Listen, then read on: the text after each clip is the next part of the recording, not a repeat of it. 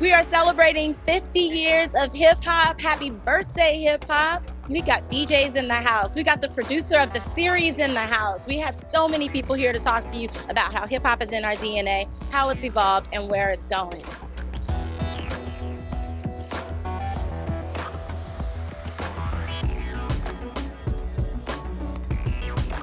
All right, here we go. This is amazing and exciting night. So what is it that's important to you coming to an event like this and talking about what this show is about? Well, hip house, I think is underrated. Number one, right? Especially the beginning stages of it and the early collaborations.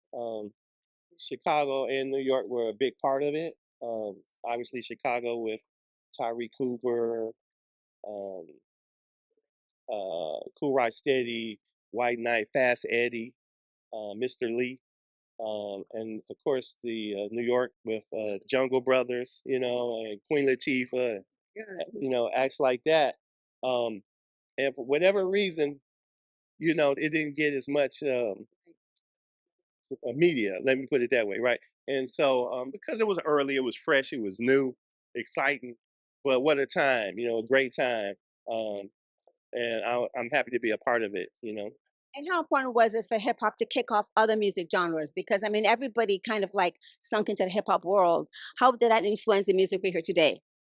Well, hip hop in the beginning used disco records for their kickoff, right? That's why you had Sugar Hill Gang under the Chic Good Times record, and Lady B on the To the Beach Y'all, and TSOB records like that. The early hip hop records, and so Groovy Go Show. I mean, so many, right? Rhythm Count Cool Out, Rhythm Rap Rock.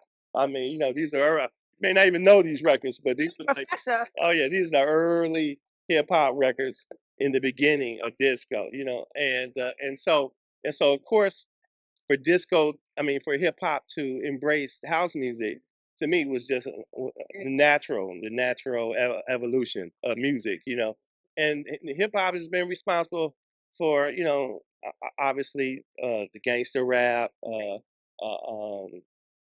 trap music. I mean, and so on. They have constantly did it just with house music and hip hop. I remember in the beginning they would say, "Oh, it's not going to last. It's just a fad. It'll go away." But I knew it wouldn't, because for one, the culture and the people behind it are so creative. And you can't underestimate uh, black talent. Well, we need to be meeting up with him and get some history. So thank you so much. You're so knowledgeable and have fun tonight. All right, thank you. Appreciate you. Well, I'm one of the executive producers on the documentary In Our DNA, Hip House. It's amazing to me. I've grown up in hip hop culture, and even a lot of those albums that are in there I've owned on vinyl as well as cassette. So this is music that I've grown up with and a culture that I've been a part of for decades. Tell me your favorite record. My favorite record? That's impossible. It's impossible. It's impossible. I'd have you here all day. It's impossible. Give me the top 5 or something. Top 5. Top 2, I'm gonna say Tribe Called Quest, Midnight Marauders, and I'm gonna say Dr. Dre, The Chronic. Good one. Can I give you one more? Nas Illmatic. You can follow me at DJ Immaculate. That's DJ EMMACULATE. You can go to my website, immaculate.us. I'll link you to everything. Let's talk about the role you play in hip house. It was really no role. It was just me being myself. I wouldn't have never thought, even at 15, that what we were doing when I was so young, that it would grow to be worldwide. It was an amazing ride, amazing journey, and I'm happy to be here. A little tired, a little jet lag, but I'm happy to be here. So what inspired you to become a part of the hip hop community? Well, I was a young rapper early on, and when I came back to Chicago, I met Fast Eddie. He said, "Hey, can you hang on this track?" He gave it to me. We recorded it, and history was made. It was just like that. It was just that fast. What does hip hop mean to you? Hip hop, everything. It's hip hop is a way of life. That's why I got on my dunks. It represents that no matter where, you know, I still take hip hop with me. I live the culture. I'm true to it, but I'm still house to the core, and I'm true to that too. And it doesn't matter how old I am.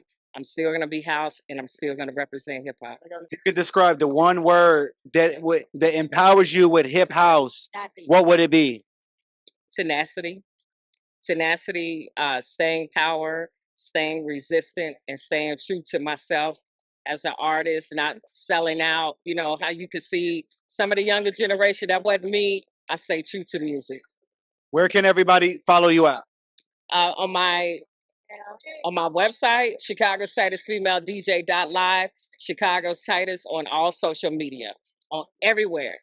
Chicago's Tightest.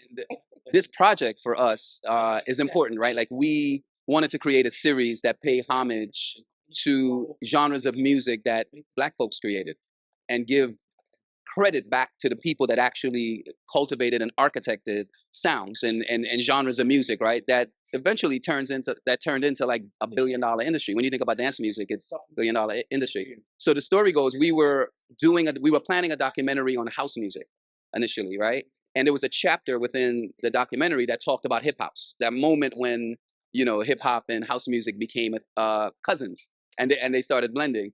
And we were talking to our partners at Comcast, and they were like, but we need something for Hip Hop 50, right, last year.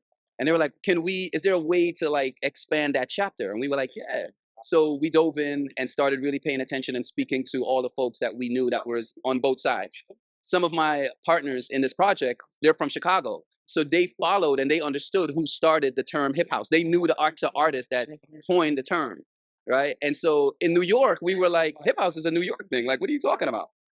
Right. We had some people from Detroit that was saying, no, it's a Detroit thing. Right.